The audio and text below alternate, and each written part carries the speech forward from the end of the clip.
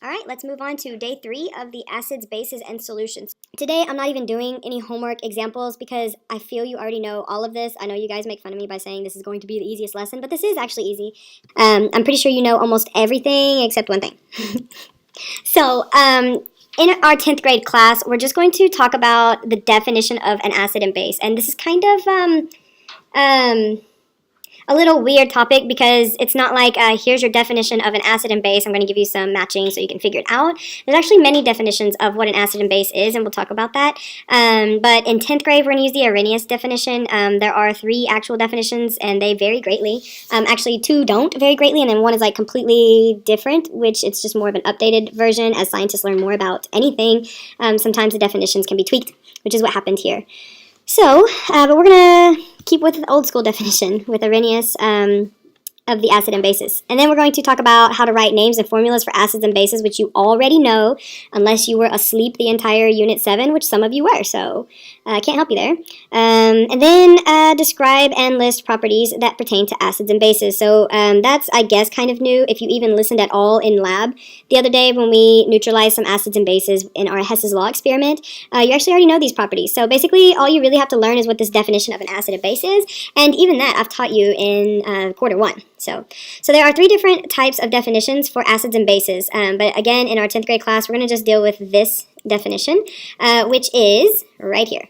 Okay, so basically, like I've told you all year, it's a compound that has the H+ ion as the cation. Okay, and when you eat anything acidic, it has a sour taste, and that you probably have known since before you came to chemistry class, that acids are sour, bases are bitter, acids will burn, and bases are kind of slimy. So that's kind of a characteristic of acid. And then acids will cause indicators to change colors, and we're going to do a titration lab later. If you haven't already done it, I don't know when you're actually watching this video. It might even be just for midterm review. I don't know. But yeah, we have indicators that will indicate how acidic something is. All right, so that's what I just said, sorry. So indicator is a substance that will change color based on pH, and that's, it measures the pH and it gives you a certain color, or if it's like, we have a pH indicator that has, it's like a strip, that'll tell you about what pH the solution is, or we have just like a liquid indicator where you would put into maybe water or some type of base, and then you would add acid, which is, or vice versa, which is what we'll do in lab. And then once it becomes a certain pH, then it'll change color. Okay. Litmus paper is a type of paper that you will see in the lab. If it's an acid, it will turn pink or red.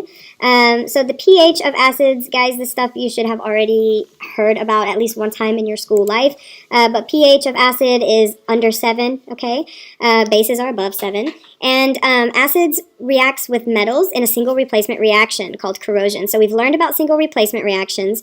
You've actually done this reaction many times. There's a couple of metals we've used to replace the hydrogen in that single replacement reaction. We've used magnesium, we've used aluminum. I don't remember if we've used anything else, but anyways, we've done this many times.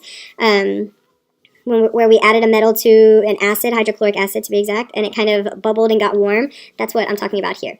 Acids will react with bases, and we've already learned this as well. Double replacement reaction, if you have an acid and a base, it's called neutralization. So far I've been right, correct? About you already knowing most of this. So an Arrhenius base is basically a compound that has the OH ion as its anion, or the negative part, the part on the right of the molecule. Okay, they usually taste bitter. They're slippery. There's soap right here. They're bases usually. And then we also have indicators that will change color in the presence of a base. Obviously not the same ones as the acids. And then litmus paper, which again you'll see in the lab. If it's red, it's an acid, and if it's a base, it's blue. Alright, so like we learned with the acid section of this lesson, the pH is above 7 for bases. If it's an acid, the pH is under 7. If it's a base, it's above 7. You should have learned that in biology and in middle school. Okay, so bases will react with acids in neutralization. So basically, the same thing we wrote in acids. Okay, so naming and formula writing for bases, you guys have already known it, okay? So this is a base. It's sodium hydroxide, okay? Here, the cation is magnesium, and then what is that? Hydroxide. So in 10th grade, guys, in IB, you'll learn a few exceptions, which isn't a big deal. But in 10th grade, for the most part, most acids and bases follow this naming rule. There are a few like outliers that kind of disrupt the definition, which is why we had to tweak it a little. But most of them act like this, where they have a hydroxide here. So it'd just be magnesium hydroxide. And then aluminum hydroxide, you would have aluminum, which has a +3 charge if you look on the periodic table.